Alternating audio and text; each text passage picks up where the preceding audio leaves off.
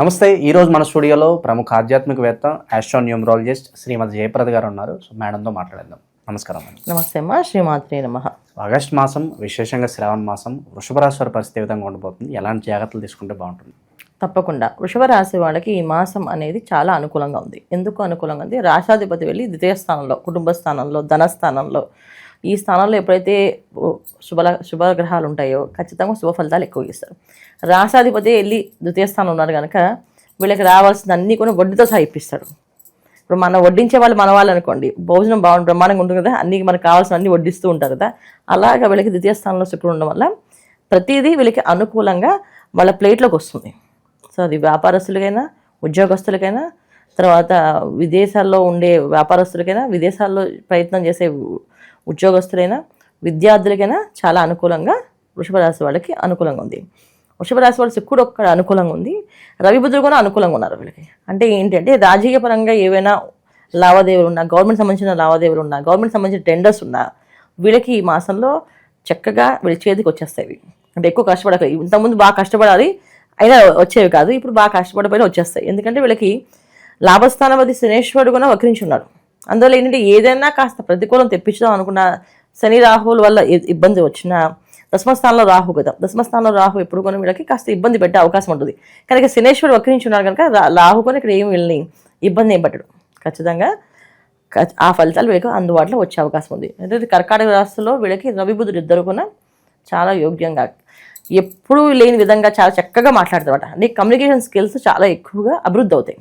మామూలుగా వృషభ రాశి వాళ్ళకి కమ్యూనికేషన్స్ అంటే ఏదైనా పాడమంటే పాడేస్తారు, సింగర్స్గా ఉంటారు ఎక్కువ మంది ఆ వృషభ రాశిలో ఉన్న వాళ్ళు. ఎందుకంటే వాళ్ళ ఆలోచన విధానం ఎలా ఉంటుందంటే భావోద్వేగాలు, అంటే వాళ్ళవి ఎమోషన్లో ఒక డైలాగ్లో కానీ, ఒక పాటలో కానీ, ఒక రాత్రిలో కానీ చూపిస్తారు తప్ప పర్సనల్గా ఎవరు ఏమి చెప్పరు. ఒక పర్సనల్గా మనిషిని చూస్తాం అనుకోండి, ఆయన ఏం చెప్పడు, ఈయనే పాడతాడు అంటే పాడతాడు, ఒక పాట ఇచ్చినట్టుగా బ్రహ్మాండంగా పాడతారు, ఆ గొంతుకి మనం దాసోహం అయిపోతామట. అలా అంత బ్రహ్మాండంగా ఉంటుంది. కొంతమందికి అసలు వాయిస్ ఉండదు, ప్లానింగ్ చాలా బాగుంటుంది. వాయిస్ ఎందుకు ఉండదని కొంతమంది జాతకంలో లగ్నాలు యోగించకపోతే చాలామందికి వృషభ రాశి వాళ్ళకి మాటలు రాని వాళ్ళు ఉంటారు. ఎక్కువగా చాలామందికి ఫీమేల్ వాయిస్ ఉంటుంది, మెయిల్కి ఫీమేల్ వాయిస్ వచ్చే అవకాశం కూడా వృషభ రాశి వాళ్ళే. ఎందుకంటే వీళ్ళకున్న సరిగా లగ్నం పడకపోతే ఫీమేల్ వాయిస్ వస్తుంది. సో వాయిస్లో క్లారిటీ లేని వాళ్ళు కూడా వృషభ రాశి వాళ్ళే, వాయిస్లో చాలా క్లారిటీ ఉన్న వాళ్ళు కూడా వృషభ రాశి వాళ్ళే. ఎందుకంటే దీనిలో నక్షత్రాలు మళ్ళీ డిఫరెంట్ ఉంటాయి, నక్షత్రాల వరకు వాళ్ళకి రాశి వాయిస్ బాగుంటుంది. సో వృషభ రాశి వాళ్ళకి ఈ మాసంలో ఏది కావాలంటే అది అనుకూలంగా జరగడానికి అన్ని గ్రహాలు అనుకూలంగా ఉన్నాయి. అంటే ఎవరెవరు అనుకూలంగా ఉన్నారు? శుక్రుడు, రవి, బుధుడు అండ్ కుజుడు కూడా అనుకూలం. పంచమ స్థానంలో ఉన్నప్పటికీ కూడా కుజుడు వీళ్ళకి అనుకూలమే. ఎందుకు అంటే పట్టుదలని, పంతాన్ని, ఒక మంత్ర సాధనని, అంటే ఇప్పుడు ఏదైనా జపం చేయాలనుకుంటున్నాం, రోజు అనుకుంటారు వీళ్ళు, చేయలేకపోతారు. ఇప్పుడు కుజుడు ఉండడం వల్ల ఏంటంటే చేద్దామని మొండితనంగా కూర్చొని పంతంగా చేస్తారు. అలాగే పూజ చేయాలని కూడా చేస్తారు. తీర్థయాత్రకు వెళ్ళాలనుకుంటారు, చక్కగా వెళ్ళడానికి అవకాశం దొరుకుతుంది. ఇవన్నీ కూడా సాయం చేస్తుంది కుజుడు. సో ప్రతికూలం అనే గ్రహాలు తక్కువ ఉన్నాయి, అనుకూల గ్రహాలు ఎక్కువగా ఉన్నాయి. అందుకని ఏ పనైనా చాలా ఈజీగా, సాఫీగా, ప్రశాంతంగా అయిపోతుంది వృషభ రాశి వాళ్ళకి. సో ఇన్ని మంచి ఫలితాలు ఉన్నప్పటికీ పలానా విషయంలో మీరు చాలా జాగ్రత్తగా ఉండాలి, లేదంటే ఇబ్బందులు పడతారంటే ఏం చెప్తారు ఈ రాశి వాళ్ళకి? వీళ్ళకి బద్ధకం ఎక్కువగా ఉంటుంది ఈ మాసం. ఎందుకంటే బద్ధకాన్ని మించిన శత్రువు ఏమీ లేదు. అన్నీ జరిగిపోతున్నా సరే ప్రశాంతంగా జరిగిపోతున్నాయి కదా అని చెప్పి కొంచెం బద్దకిస్తూ ఉంటారు. ఎక్కువ నిద్రావస్థలో ఉంటారు. ఈ నిద్రావస్థను తగ్గించుకోవడం, బద్ధకాన్ని తగ్గించుకోవడం, ఎక్కువ కూర్చోకుండా ఏదో ఒక పని చేస్తూ ఉండడం, ఏదో ఒక పని మీద ధ్యాస పెడుతూ ఉంటే ఈ మాసం అనుకూలంగా ఉన్నాయి. నెక్స్ట్ మాసం ప్రతికూలంగా ఉండొచ్చు, అప్పుడు కష్టపడాలి. అది ఈ మాసంలో చేసుకునే ప్రతి పుణ్యము నెక్స్ట్ మాసంలో కౌంట్ అవుతాయి వీళ్ళకి. అందుకని ఏంటంటే ప్రతిరోజు దుర్గాదేవిని ఆరాధించుకోవడం, సో దుర్గా మంత్రాన్ని చదవడం, దుర్గే రక్షణ మహాన్ మంత్రం చదువుకోవడం, దుర్గామాతను పూజించడం, ప్రతి శుక్రవారం అమ్మవారికి కుంకుమార్చన చేయించడం, దేవి ఖడ్గమాల స్తోత్రాలు చదవడం, ఇలా ఏవి కుదిరితే అది చేయడం. లేదా మాకు ఏం కుదరట్లేదు, ప్రతి శుక్రవారం దుర్గామ్మవారి ఆలయానికి వెళ్ళండి, ప్రదక్షిణాలు చేయండి, కొబ్బరికాయ కొట్టండి అమ్మవారికి, చాలు, అన్ని పనులు విజయవంతం అవుతాయి. అంటే గోచార పరంగా ఇప్పుడు ఫలితాలు ఏమన్నా బాగుందంటే బాగుందని చెప్తారు, కానీ కామెంట్స్లో కొంతమంది మేడం మీరు బాగుంది అంటున్నారు, మా జీవితం ఎలాగే ఉంది మేడం, ఎక్కడ తీసింది అక్కడే ఉంది అని అనుకుంటూ ఉంటారు. ఎందుకు ఇలా జరుగుతుంది అంటారు? ఇది జాతకాన్ని ఖచ్చితంగా పరిశీలించగలమా. ఎందుకంటే మన జాతకం అనేది పురుషార్థాలు అంటారు, అంటే ధర్మార్థ కామ మోక్షములు. ధర్మం, అర్థం, కామం, మోక్షం. ఈ ధర్మార్థ కామ మోక్ష స్థానాల్లో ఏది పడిందో, ఒకవేళ రాశి పడినా ధర్మంలో పడితే వాళ్ళ జీవితం ఒక విధంగా ఉంటుంది, అది కామంలో పడితే అది ఒక రకంగా ఉంటుంది, అర్థంలో పడితే ఒక రకంగా ఉంటుంది, మోక్షంలో పడితే ఒక రకంగా ఉంటుంది.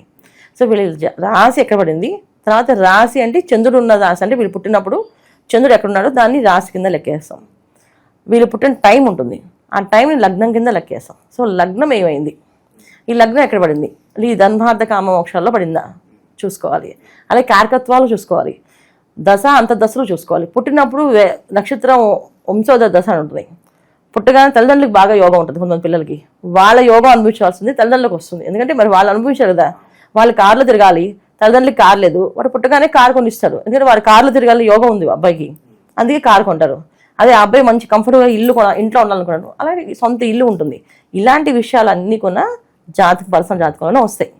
మా జీవితం ఇలాగే ఎందుకు ఉంది అంటే మీరు పర్సనల్గా జాతకం చూపించుకోవాల్సిందే. చూపిస్తేనే మీరు పూర్వజన్మ ఏం చేశారు, అసలు ఈ జన్మ ఎందుకు తీసుకున్నారు, ఈ జన్మలో మీరు ఏం చేయాలనుకుంటున్నారు, అది భగవంతుడు నిర్ణయించి వస్తారు. భూమి మీద ప్రతి ఒక్క మనిషి భూమి మీద రావడంతో ఒక ఆశయంతో వస్తారు. ఆ ఆశయం అనేది ఏంటి అనేది తెలుసుకోవాలి. అలా తెలుసుకోవాలంటే మన జాతకం చూసుకోవాల్సింది. అంతేగాని మన గోచార ఫలితాలు మన పర్సనల్ జాతకానికి ఎప్పుడు కూడా అంటే పర్ఫెక్ట్గా మ్యాచ్ అవుతాయని కాదు. ఒక్కొక్కసారి ఏంటంటే ప్రకృతి మనకి సహకరిస్తుంది. గోచార ఫలితాల్లో అనుకూలంగా ఉంటే మన జాతకంలో ప్రతికూలంగా ఉన్నప్పటికీ కూడా ప్రకృతి మనకు సహకరిస్తుంది. ఇప్పుడు నాకు తినే యోగం లేదనుకోండి, సరే పక్క వాళ్ళు తినే యోగం పెట్టే నేను అవకాశం ఉంటుందా, నేను అన్నం పెట్టగలుగుతాను. చాలామంది డైటింగ్ అని చెప్పి తిన్న మానేస్తున్నారు పాపం, ఓన్లీ మన జ్యూసులు ఫ్రూట్స్ తాగుతున్నారు. వాళ్ళు తినే యోగం ఉంది వాళ్ళకి, శుభ్రంగా తెలుసుకునే వాళ్ళు ఆయన ఎందుకు డైటింగ్ చేస్తారు, అది వాళ్ళ జాతకంలో ఉండే అర్థం అన్నమాట. అంటే వాళ్ళ జాతకంలో కర్మ అనుభవించాలి. ఇన్ని రోజులే బియ్యం గింజలు తినాలని రాస్తుంది, అన్ని రోజులు బియ్యం తినేస్తే ఆపేస్తారు, మిగతా ఆహారాలు తింటుంటారు. ఇలా ప్రతిదీ కూడా మన జీవితాన్ని జాతకాన్ని ముడివేసుకుని చూసుకుంటుంటే రైట్ అండ్ రాంగ్ తెలుస్తుంటుంది ఎప్పుడు కూడా. ఓకే, ఇక ఎక్కువగా నరఘోష, నరదృష్టి లేదా శత్రువుల నుంచి ఎక్కువగా భయం ఫేస్ చేసే వాళ్ళకి ఏదన్నా రెమెడీ ఉంటుందా వీళ్ళకి ఏదన్నా? శత్రువుల్ని ఎక్కువ ఉన్నారు అంటే మనం జనరల్గా ఎవరు చెప్తాం, వాళ్ళ జాతకం చూడాల్సిందే. ఎందుకంటే జాతకంలో కొన్ని జాతకాల్లో లగ్నాలు ఎప్పుడు ఏడుపు ఉంటుంది వాళ్ళ మీద, ఆ లగ్నం అటువంటిది ఎప్పుడు ఏడుస్తుంటారు వాళ్ళ మీద. వాళ్ళు ఏం చెప్పినా వాళ్ళు బాగుంటుంది. ఇప్పుడు ఏంటంటే మనము అగ్నితత్వ రాశులు, భూతత్వ రాశులు, వాయుతత్వ రాశులు, జలతత్వ రాశులు అనుకుంటాం. సో జలతత్వ రాశులకి ఎక్కువ నరఘోష ఉంటుంది. ఎందుకంటే మనం జనరల్గా ఒక మనిషిని ఒక ద్రవ పదార్థాన్ని అంటే నీళ్లు తీసుకోండి, ఆ నీళ్ళని ప్లేట్లో వేస్తే ప్లేట్ ఆకారంలో, గ్లాస్లో వేస్తే గ్లాస్ ఆకారంలో మారుతాయి. సో జలతత్వ రాశుల్లో ఉండే లక్షణాలందరూ ఏంటంటే వాళ్ళు ఏ విషయానికైనా ఎవరితో అయినా మింగిలి అవ్వగలుగుతారు. ఓకే చేద్దాం, ఇప్పుడు వాళ్ళకి అనుకూలంగా చేద్దాం అనుకుంటారు. అది చాలామంది సహించలేరు. మనం ఏం మాట్లాడాం కదా, వీడు ఎందుకు అందరితో కలిసిపోతున్నాడు, ఎందుకు మాట్లాడగలుగుతున్నాడు, ఎందుకు అందరినీ కలిపేసుకుంటున్నాడు, ఎందుకు అందరికి సేవ చేస్తున్నాడు, ఎందుకు అందరినీ కలుపుకుంటున్నాడు అని చెప్పి ఒక ద్వేషం ఎప్పుడు ఉంటుంది, అసూయ అనమాట పక్కనే ఉంటుంది వీళ్ళకి. సో ఇది జనరల్గా కామన్. సో అలాగని మనం రాశి తత్వం బట్టి చేయాలి. ఇప్పుడు చాలామంది అమ్మవారిని పూజిస్తారు, వరాహి అమ్మవారిని, నరఘోష శత్రువులు ఎవరు రాకూడదని వరాహి అమ్మవారిని పూజించారు. అలా మన శుద్ర దేవతని పూజించాలి అంటే ఆవిడ దేవతా రూపం. ఏ శక్తి అంటే మనకి ఆవేశం కోపం రావాలి అంటే ఆ అమ్మవారిని పిలుస్తాం. మనం జనరల్గా మనిషి ఎలా ఉంటారు, అన్ని సిచ్యువేషన్లో ఒకేలా ఉండాలి. కానీ కొంతమంది కోపం వచ్చినప్పుడు కోపాన్ని చూపిస్తుంటారు, కొంతమంది ప్రేమ వచ్చినప్పుడు ప్రేమను చూపిస్తుంటారు. సో ఈ దేవత అందరూ అటువంటి దేవతలు. ఒక్కొక్కసారి కోపాన్ని చూపిస్తుంటారు, ఒక్కొక్క దేవత ప్రేమను చూపిస్తుంటారు. కానీ ఎల్లవేళలా ఒకేలాగా బ్యాలెన్స్గా ఉండే మనిషి కావాలి మనకి. సో బ్యాలెన్స్గా ఉండే దేవతలు ఎవరున్నారో ఆ దేవతను పూజించాలి. లలిత అమ్మవారిని మనం పూజించాలి. ఎప్పుడు లలిత అమ్మవారిని పూజిస్తే మన ఏ విషయమైనా సరే, ఏ సందర్భమైనా సరే మనం బ్యాలెన్స్గా ఉండగలుగుతాం. అక్కడ ఆవేశపడలేము, అంత విపరీతమైన కోపం చూపించాం, విపరీతమైన ప్రేమని చూపించాం, బ్యాలెన్స్గా ఉండగలుగుతాం. సో ప్రతిరోజు లలితా సహస్రనామం చదవడం కానీ, లలిత అమ్మవారికి సంబంధించిన శ్రీమాత్రే నమః అనే మంత్రాన్ని 108 సార్లు చేయడం కానీ చేస్తే చాలా అనుకూలంగా వీళ్ళు శత్రువులు అనే వాళ్ళు ఎవరు లేకుండా శత్రువుని జయిస్తారు. ఇది చేసుకోవాలి వీళ్ళు. ఓవరాల్గా ఈ మాసం అంతా కూడా వీళ్ళకి ఏ విధంగా ఉండబోతుందో మీ మాటలో చాలా బాగా వివరించారు. ధన్యవాదాలు మేడం. నమస్తే శ్రీమాత్రే నమః.